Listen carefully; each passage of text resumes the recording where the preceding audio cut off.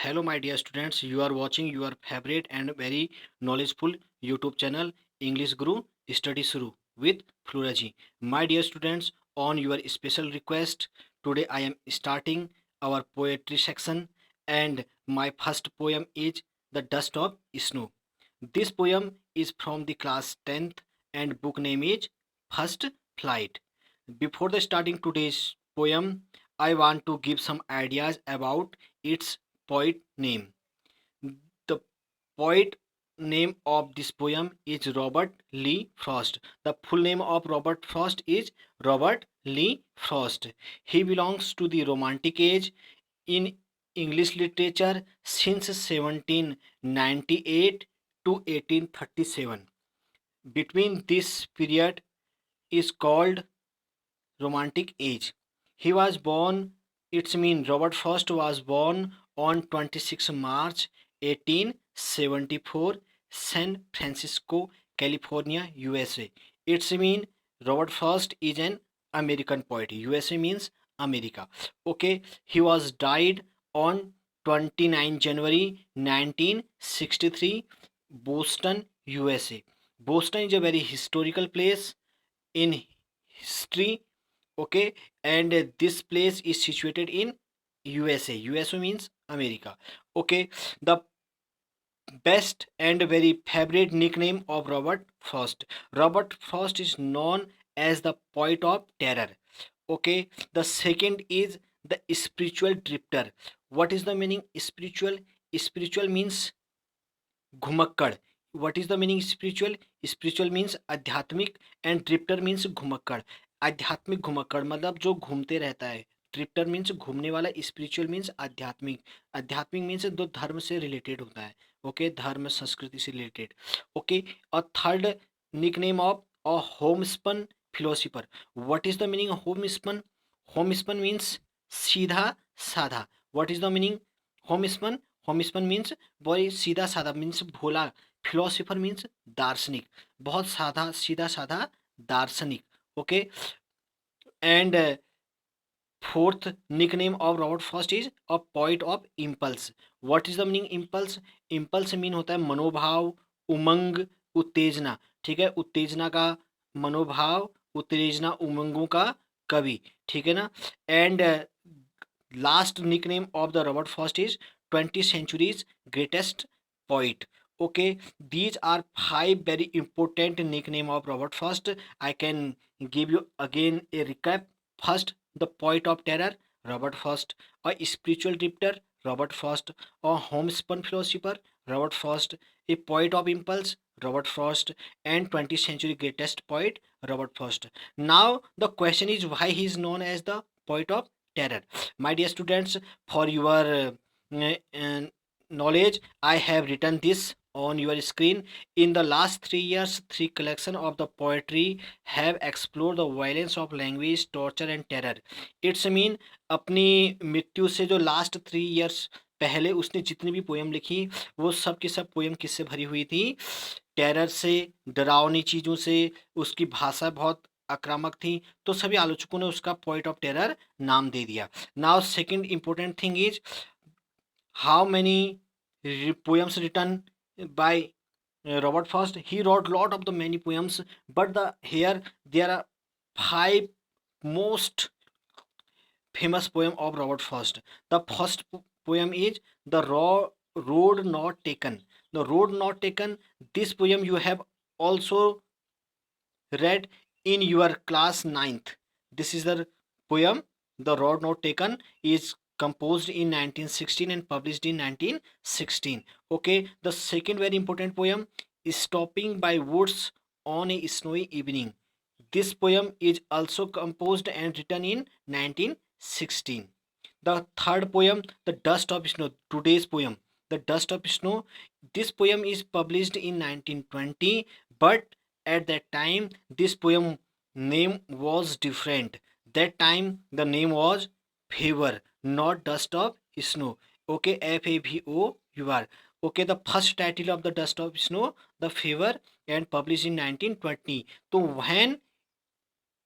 when did it got the name Dust of Snow? Okay इसको dust of snow नाम कब मिला? 1923 he again publish this poem and this time he has given this name dust of snow. 1923 ईस्वी में इसको दोबारा publish किया और उस समय इसका नाम फेबर से बदलकर डस्ट ऑफ स्नो रख दिया। Now third, fire and ice. Okay this poem is published December 1920। Okay दिसंबर 1920 में ये दोबारा पब्लिश्ड हुई, fire and ice. This is the your second poem of your class 10th। Okay the last greatest poem of nothing gold can stay. This poem published 1923। 1923 these are five greatest. Okay, now we are going to the poem, The Dust of Snow. This is the very short poem. Okay, you can see on your screen, there are only 8 lines, 4 plus 4. These lines, the collection of the first 4 line is called stanza. You can know about the stanza. What is the meaning? Stanza. Stanza होता क्या है? The stanza the poem जो होती हैं, poems की जो line का group होता है उसको स्टेंजाज बोलते हैं, ठीक है ना? STANZAS stanzas. और जो प्रोज होता है, गद्य होता है जिसमें कोई राइमिंग नहीं होती, कोई लय नहीं होती है, जो गद्य होता है उसकी जो लाइंस का जो ग्रुप बन जाता है उसको पैराग्राफ बोलते हैं। Okay this poem is very short poem and consist only 2 stanzas and only 8 lines. So how many lines in this poem? 8 lines. And how many stanzas in 2 stanzas? Okay, now this is the very simple and very short poem, but this is the message of the poem, the teaching of the poem is not very simple, its meaning is very deeper. Okay, the poet is sitting under a hemlock tree in this poem and he is very sad and very depressed. Okay, he described in this poem the way crow shook down on me the dust of snow from a hemlock tree. The only one important word I think you cannot understood, this is hemlock tree. What is the hemlock tree? Okay my dear students, you can see this is the hemlock tree and this is the very poisonous tree. Okay, in hemlock in the Hindi language it is called धतूरा. Okay आपने देखा होगा धतूरा, भांग जो होती है, धतूरा भांग ये सब क्या आते हैं, ड्रग्स में आते हैं। तो धतूरे जैसा एक बहुत पॉइजन पेड़ होता है हेमलॉक ट्री, तो उसी के नाम पर इस पेड़ का नाम क्या रख दिया गया है? हेमलॉक रख दिया, बिकॉज ये पेड़ भी बहुत क्या होता है, इस पेड़ में भी बहुत सारे ड्रग्स की तरह बहुत सा नशीला पदार्थ पाया जाता है और this is the very dangerous for the human beings and any creature. Okay this is the evergreen.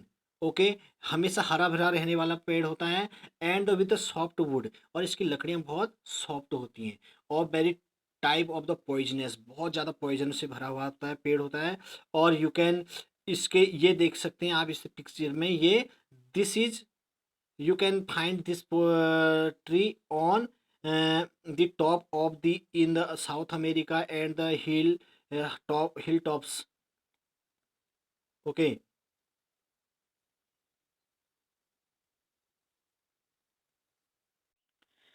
And deadly drugs and drinks made from this plants. मतलब जो बिल्कुल मृत्युदायक, जिससे कि बिल्कुल मृत्यु निश्चित है, ऐसे ड्रग्स और ड्रिंक इस पेड़ से पॉइजन इससे बनाया जाता है. तो this is represent very sorrow and very bad things. Okay तो यहाँ पर जो बर्फ होती है, बर्फ और जो पेड़ हेमलॉक ट्री है, दोनों किसको रिप्रेजेंट करते हैं? दो के दो किस चीज़ को रिप्रेजेंट कर रहे हैं? सॉरो को प्रेजेंट कर रहे हैं. द पॉइंट क्या है? The point is sitting under the hemlock tree in very depress mood. Okay तो the way a crow shook down on me the dust of snow from A lock hemlock tree. Point कह रहा है कि जो crow है वो अचानक क्या हुआ? The way a crow shook down on मी. सुक डाउन सेक का सेकंड फॉर्म है सुक. सेक मतलब हिलाना या गिराना, सुक डाउन मतलब गिराया, ऑन मी मेरे ऊपर, द डस्ट ऑफ स्नो. ठीक है स्नो मतलब हिम, बर्फ. बर्फ होता है, देखिए बर्फ होता है कृत्रिम और स्नो होता है हिम. तो हिम और बर्फ में अंतर होता है. हिम होता है नेचुरल और स्नो बर्फ होती है, सॉरी स्नो हिम होता है और आइस मतलब बर्फ होता है. तो दोनों में डिफरेंस है. स्नो कृत्रिम होती है जो हम रेफ्रिजरेटर में बनाते हैं बर्फ को, और स्नो को हम, ठीक है, नेचुरल होता है. तो जब पोइट कह रहा है कि the day way crow shook down on me the dust of snow from hemlock tree. जिस प्रकार हेमलॉक पेड़ के टॉप से एक कौवे ने क्या किया, मेरे ऊपर the way crow shook down on मी, मेरे ऊपर क्या गिराया, डस्ट ऑफ स्नो, धूल के कण गिराए। तो has given the second stanza, has given my heart a change of mood and saved some part of I had rued. Rued मतलब होता है नष्ट करना, खत्म करना, ठीक है ना, जो खत्म।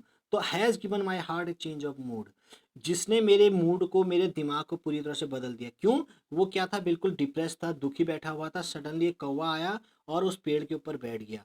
हैज़ गिवन माई हार्ट, उसने मेरे हार्ट को क्या कर दिया, has a change of mind, मेरे दिमाग को पूरी तरह से बदल दिया है। And saved some part of I have rued, जो मैंने अपना समय पूरा दिन क्या करते था, बिता दिया था, उसका कुछ भाग बचा दिया है। तो इन दीज स्टेंजा में पॉइंट क्या कहना दिखाना चाहता है कि जो कभी कोई नेगेटिव चीज़ होती हैं वो भी हमको पॉजिटिव संदेश दे सकती हैं।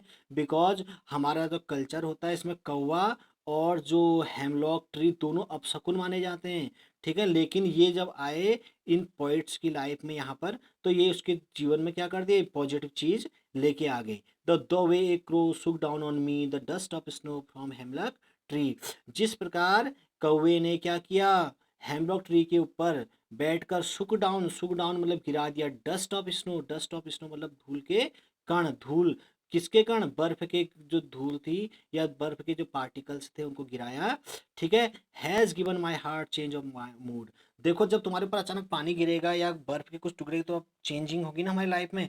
तो अचानक पॉइंट जो निष्क्रिय बैठा हुआ था उसके शरीर के ऊपर जब कौवे ने वो गिराया तो बहुत चेंजिंग आ गई और अचानक वो जाग गया। और वो कह रहा है कि जो मैं ऐसे बैठे बैठे में दिन बिता देता, र्यूड कर देता, नष्ट कर देता, उस दिन को किसने बचा दिया, उस हेमलॉक ट्री के ऊपर से कौवे ने बचा दिया। इट्स मीन कभी कभी जो नेगेटिव चीज़ें होती हैं वो हमको पॉजिटिव चीज़ें दे जाती हैं। तो आई होप, बहुत सिंपल पोयम थी। अब इसमें देखते हैं कि इसमें क्या क्या पोएटिक डिवाइसेज यूज हुई हैं, ठीक है ना। पोएटिक डिवाइसेज मतलब आप समझते हैं ना कि इसमें जो क्या क्या चीज़ें, नई नई चीज़ यूज हुई हैं। देखो, look here one important thing, the way a crow shook down on me just of the dust of snow from a hemlock tree. इस पूरी स्टेंजा में और नीचे के पूरे स्टेंजा में आप कहीं भी देखो, किसी भी कॉमा का यूज, फुल स्टॉप का यूज, इट्स मीन पंक्चुएशन का यूज नहीं हुआ है। तो यही घटना को इंजेमेंट कहते हैं, ENJAMBMENT, इंजेमेंट कहते हैं। क्या होता है इंजेमेंट, जब किसी भी पोएटिक डिवाइस में, पोएटिक कविता में, पोयम में किसी भी प्रकार का कॉमा यूज या punctuation, full stop, semi colon का यूज नहीं होता, उसको क्या कहते हैं, इंजेमेंट कहते हैं। तो इसमें इंजेमेंट का यूज हुआ है, ठीक है। ये आपके लेवल का नहीं है लेकिन आपके पता होना चाहिए कि इंजेमेंट होता क्या है, ठीक है ना। तो ये आपके सिलेबस में तो आएगा नहीं, आपके पेपर में भी नहीं आएगा। तो दूसरी, इंजेमेंट एक पोएटिक डिवाइस हुई है, पोएटिक मतलब कविता में जो एक नई चीज हो रही है। दूसरा इसमें यूज हो रहा है एसोनेंस का। एसोनेंस क्या होता है, देखिए, the repetition of the vowel sound, repetition of the vowel sound. जो वावल्स होते हैं, वावल आपको पता है, AEIOU, ठीक है ना, AEIOU, ये 5 वावल होते हैं। इनका जो साउंड होता है, हिंदी के वावल अ से लेकर आओ तक, ठीक है ना, अंग और अ को छोड़कर जितने भी वावल साउंड आते हैं उनको एसोनेंस बोलते हैं। Assonance, repetition of the vowel sound. Assonance क्या होता है, जैसे मैंने एग्जांपल दिखाया है, a made my way to the lake, ठीक है। जब किसी एक ही लाइन में एक ही वावल साउंड आते हैं बार बार वर्ड में, उस घटना को एसोनेंस बोलते हैं, ठीक है ना। यहाँ पर देखा, I made my way to lake, ठीक है। तो मेड, ए आ रहा है, ए आ रहा है ना, माई वे में भी ए आ रहा है, लेक, लेक में भी ए आ रहा है। तो जब एक ही शब्द एक ही लाइन में बार बार एक ही वावल साउंड बार बार रिपीट होता है, ऐसी घटना को इंग्लिश लिटरेचर में एसोनेंस बोलते हैं। जैसे सेकंड, एक थर्ड एग्जांपल दिया है, the hat man, hat, hat, a hat, A आ रहा है, मैं, ठीक है, मैन, मैं में भी ए आ रहा है। तो समझ में आया, जब किसी घटना, किसी एक ही लाइन में वावल साउंड रिपीट होता है उसको एसोनेंस बोलते हैं। अब इस पोयम में कहाँ एसोनेंस का यूज हुआ है देखते हैं। यहाँ पर एक जो लास्ट लाइन आपकी पोयम में है, day of a day I had rude, तो डे, ए आ रहा है ना, डे में ए आ रहा है, और हैड, हैड, है में भी ए आ रहा है, तो यहाँ पर भी एक ही लाइन में एक से ज़्यादा बार वावल साउंड का यूज हो रहा है, तो इस घटना को भी एसोनेंस बोलते हैं। ये आपके लिए बहुत इंपॉर्टेंट दो पॉइंट बता दिए, एसोनेंस किसे कहते हैं और ठीक है एंजैबमेंट किसे कहते हैं। ये दो बहुत इंपॉर्टेंट डिवाइस का यूज हुआ है। अब एक तीसरा, इसमें कोई फिगर ऑफ स्पीच, आपको पता है कि पोयम में फिगर ऑफ स्पीच का यूज होता है। फिगर ऑफ स्पीच आपको पता होता है क्या होते हैं, अलंकार। अलंकार को बोलते हैं, जो हिंदी में अलंकार होते हैं, काव्य की शोभा बढ़ाते हैं, उनको बोलते हैं अंग्रेजी में फिगर ऑफ स्पीच। तो यहाँ पर एक फिगर ऑफ स्पीच का यूज हुआ है, उसका नाम है मेटाफर। मेटाफर को हिंदी में बोलते हैं रूपक अलंकार। अब रूपक अलंकार होता क्या है, जब किसी दो चीजों में बहुत ज्यादा समानता दिखा देते हैं, ठीक है, बहुत ज्यादा समानता दिखा देते हैं और हम उनमें तुलना नहीं कर पाते और दोनों को एक ही समझ लेते हैं, ऐसी घटना को मेटाफर बोलते हैं। मतलब हम उसमें अंतर ही नहीं कर पाते, दोनों को एक ही समझ लेते हैं। जैसे हिंदी में होता है चरण कमल बंदो हरिराई। चरण और कमल, मतलब जो भगवान हरि के जो चरण पैर हैं वो बिल्कुल कमल के समान कोमल है। मतलब उनको कमल ही मान लिया, चरणों में हमको कुछ समझ में नहीं आ रहा, हम उनको इतना मान रहे हैं कि वो कोमल है, ठीक है ना। तो दोनों को हमने एक ही मान लिया। देखो जो समानता होती है, अगर हम केवल समानता करें तो वो वहाँ पर उपमा अलंकार होता है, अंग्रेजी में सिमिली बोलते हैं। सीता का मुख चंद्रमा के समान सुंदर है। तो उपमा अलंकार में दोनों में समानता तो होती है लेकिन अलग अलग होती है, हमको पता चल जाता है दोनों में तुलना हो रही है। मेटाफर में क्या होता है कि बहुत ज़्यादा समानता हो जाती है, ठीक है ना। तो जैसे ही इज शाइनिंग स्टार यहाँ पर लिखा है, वह चमकता हुआ तारा है, मतलब तारे को उसको ही चमकता हुआ, जैसे Sachin Tendulkar is shining star of cricket, ठीक है ना, क्रिकेट का चमकता हुआ तारा है। तो अब हमने उसको तारा ही मान लिया, मतलब दोनों में अंतर नहीं किया, सीधे वही मान लिया, तो मेटाफर समझ में आया। तो यहाँ पर देखते हैं किस चीज में हो रहा है, ठीक है ना। तो hemlock the snow falling from the hemlock dust, हमने क्या किया, जो डस्ट ऑफ स्नो है, तो यहाँ पर डस्ट ऑफ स्नो तो पार्टिकल का यूज हो रहा है, बर्फ की जो धूल है, इसको पूरा हमने क्या मान लिया है, मेटाफर, ठीक है। यहाँ पर तुलना इतनी की गई है, डस्ट ऑफ स्नो, धूल के कणों की तुलना की है हेमलॉक ट्री से, ठीक है ना। तो यहाँ पर क्या है, मेटाफर का यूज हुआ है। तो आई होप कि आपको मेटाफर मतलब रूपक अलंकार समझ में आ गया होगा। अब इसमें देखते हैं और कुछ यूज हुआ है। एलिट्रेशन, एक फिगर ऑफ स्पीच और होता है एलिट्रेशन, हिंदी में बोलते हैं अनुप्रास अलंकार। आपको पता है कि अनुप्रास अलंकार कब होता है, जब किसी पंक्ति में एक ही अक्षर, अक्षर मैं बोल रहा हूँ, अक्षर मतलब letter A B C D, शब्द नहीं बोल रहा हूँ, अक्षर की पुनरावृत्ति बार बार हो, उसको अनुप्रास अलंकार कहते हैं। इट्स मीन एलिट्रेशन कहते हैं, ठीक है ना। जैसे twinkle twinkle little star, T T बार बार रिपीट हो रहा है, ठीक है ना। ऊपर Rakesh built big home, Rakesh ने बड़ा घर बनाया, बिल्ड बिग होम। तो ये क्या है, दोनों बी रिपीट हो रहा है, लेटर रिपीट हो रहा है, अक्षर नहीं, ठीक है ना। तो इस पोयम में भी हमको दिख रहा है कि एलिट्रेशन का यूज हुआ है। कहाँ पर हुआ है एलिट्रेशन, देखते हैं अनुप्रास अलंकार, ठीक है। एंड सेव्ड सम पार्ट, ये जो सेकंड लास्ट लाइन है, एस एस दो बार रिपीट हो रहा है ऊपर, एस एस तो सेम सम पार्ट, तो यहाँ पर एलिट्रेशन का यूज भी हुआ है। तो माय डियर स्टूडेंट्स, आपने दो चीजें यहाँ पढ़ ली। अब आपको एक चीज और नहीं है, राइमिंग स्कीम। जब कोई भी पोयम होती है उसमें राइमिंग स्कीम, राइम मतलब क्या होता है, लय ताल। अभी मैंने बताया था ना कि जब पोयम होती है उसमें स्टेंजा लय होती है, पोयम की लाइन को, ग्रुप को क्या बोलते हैं, स्टेंजा। जबकि जिसमें लय ना हो, सीधे सीधे लिखा जाए, उसको प्रोज, पैराग्राफ बोलते हैं उसका समूह को। तो कैसे निकालते हैं राइम स्कीम अंग्रेजी में, ठीक है ना। हम ए बी सी डी ऐसे गिनती से इनको निकाल सकते हैं, ठीक है। कभी कभी ये भी सब बड़ी लेवल का बात है, आपके लेवल में ये नहीं आएगा, लेकिन आपको राइम स्कीम निकालना सिखाते हैं कैसे निकलती है। जैसे आप पहली लाइन को ए मान लो, ठीक है, द वे ए क्रो, आप उस अक्षर के शब्द के अंतिम अक्षर को ज्ञात करो और उसमें ए लिख दो, ठीक है। अब अगर वही अक्षर रिपीट हो जाए, वही साउंड बार बार रिपीट हो, तो वहां पर भी ए आएगा। जैसे क्रो का स्नो आ जाता है सेकेंड लाइन में, तो यहाँ पर भी क्या हो जाता है, ए आ जाता है। लेकिन यहाँ पर तो क्या आ गया, मी आ गया, तो ठीक है। तो यहाँ पर क्या आ जाएगा, नई लाइन आ गई तो बी आ गया। अब हमने तीसरा लाइन देखी, देखो अभी क्रो स्नो तीसरा आ गया, तो ऊपर से मैच हो रहा है तो ए, ठीक है। चौथा मी, ई से रिपीट हो रहा है, बी। तो पहला हमको स्टेंजा में क्या मिला, ए बी, ठीक है ना, ए बी मिल गया, तो हमको लाइन मिल रही है। अगर हम यहाँ पर दोबारा क्रो डब्लो आया तो फिर ए बी हो सकता था, क्रो डब्लो आ जाता है यहाँ पर हार्ट में, तो यहाँ पर भी ए आ जाता, लेकिन ये तीनों में से चारों से अलग आ गया, तो आप यहाँ पर नई चीज लिख दो सी। ठीक है। फिर ए चेंज ऑफ मूड, अब देखो ये ऊपर से मैच नहीं हो रहा है, नीचे से मैच नहीं हो रहा, तो इसको डी लिख दो। जब सेम आए तो उसको अक्सर करते जाएंगे, अगर नहीं आए तो उससे एक अक्षर बढ़ाते जाएंगे। ठीक है। तो A has given my heart, तो ऊपर नहीं मिल रहा है तो नीचे हमने सी नया अक्षर लिख दिया। A change of mood, D आ गया, सी से टी से मैच नहीं हो रहा तो हमने एक नया अक्षर लिख दिया डी। ठीक है। अब हम देखेंगे सेम सम पार्ट, देखो वहां ऊपर हार्ट में टी मैच हो रहा है, यहाँ पार्ट में सी मैच हो रहा है, तो सी दोबारा आ जाएगा, और यहाँ D, A change of mood D है तो डी यहाँ पर रिपीट हो जाएगा, तो डी डी। तो समझ में आया। तो आप ऐसे राइम स्कीम निकाल सकते हैं, लय निकाल सकते हैं। तो ए बी सी डी, तो आपको ये मैंने पहली क्लासों में भी राइम स्कीम निकालना बता दिया था। तो आपने ये पोयम को लर्न करना है, आपने इसके क्वेश्चन आंसर को अपनी कॉपी में लिख लेने हैं। और बहुत इंपॉर्टेंट पोयम है कि एक इस पोयम का मैसेज क्या है कि कोई छोटी छोटी नेगेटिव चीज़ें भी हमारे जीवन में पॉजिटिव चेंज ला सकते हैं। जैसे कि हमने देखा कि कौवा और हेमलॉक दोनों, कौवा भी अपशकुन माना जाता है, हेमलॉक धतूरा का पेड़ भी अपशकुन माना जाता है, लेकिन इनने पोइट के जीवन को बचा दिया है। तो इससे हमको लेसन से क्या सीख मिलती है इस पोयम से, कि हमको हर नेगेटिव चीज़ में भी पॉजिटिविटी या सकारात्मकता देखनी चाहिए। ओके। आशा करता हूँ कि आपको ये वीडियो समझ में आया होगा। अगर आपको कोई चीज़ नहीं समझ में आ रही है आप मुझे कमेंट करें, और इस जो राइमिंग स्कीम और जो पोएटिक डिवाइस लिखाए गए हैं इनको दोबारा एक बार वीडियो को पॉज करके डाउनलोड करके बार बार देखें, आपकी समझ में ज़रूर आएगा। ओके।